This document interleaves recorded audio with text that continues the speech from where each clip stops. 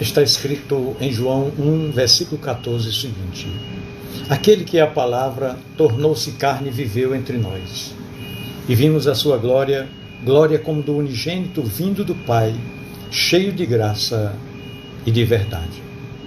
Meu irmão, minha irmã, o que desafia a mente humana na fé cristã não são seus princípios ou os mandamentos.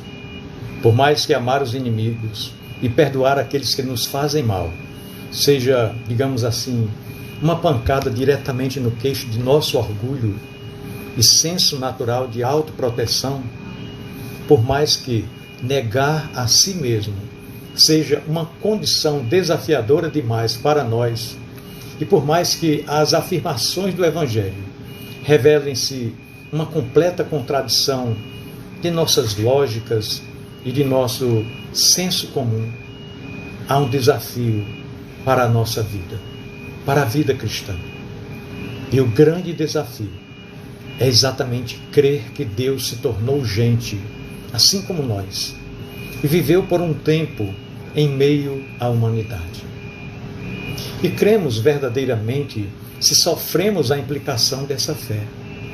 Sim, crer que Deus se fez gente assim como nós é crer que, por meio de sua encarnação, tivemos na história a existência de um ser humano que representa, digamos assim, tudo aquilo que deveríamos ser.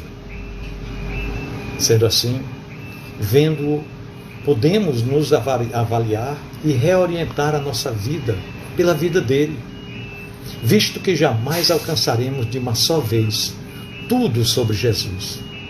Precisaremos nos ajustar diariamente na medida em que Cristo fosse tornando mais claro para nós.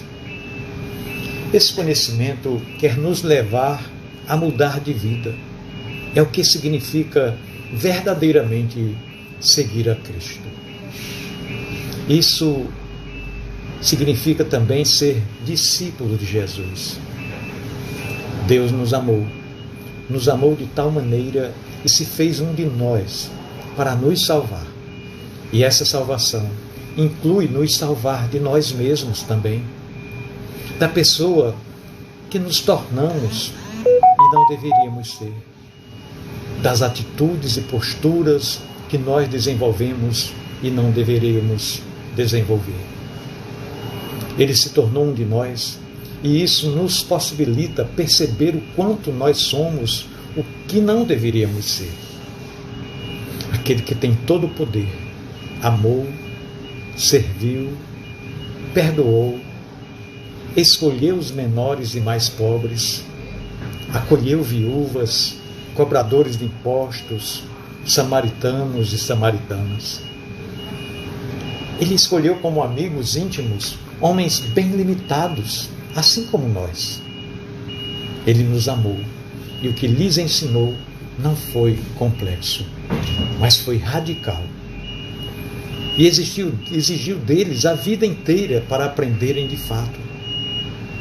Nós somos cristãos, mas às vezes achamos que somos dos bons e nos orgulhamos disso.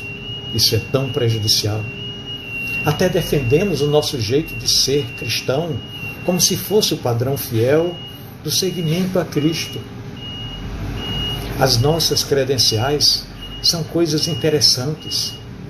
O tempo que temos na igreja, o quanto já sabemos sobre as histórias e sobre os textos bíblicos e sobre a cultura religiosa que nos formatou, definindo o nosso jeito de lidar com a vida e as preferências litúrgicas. Nós achamos tudo isso sagrado e interessante, mas nem mesmo percebemos quando acolhemos atitudes e sentimentos antagônicos a Cristo. Como precisamos de ouvir a voz do Espírito. O maior desafio da fé cristã para o ser humano hoje é crer verdadeiramente a afirmação de que Deus, por amor, tornou-se um de nós. Viveu entre nós para revelar-se a nós e morrer por nós. Nós o matamos porque ele não se encaixava como Deus e nem como ser humano aos nossos olhos. Ele nos revelou o Deus que ignorávamos e ainda ignoramos. Ele nos revelou o ser humano que deveríamos ser e resistimos a ser.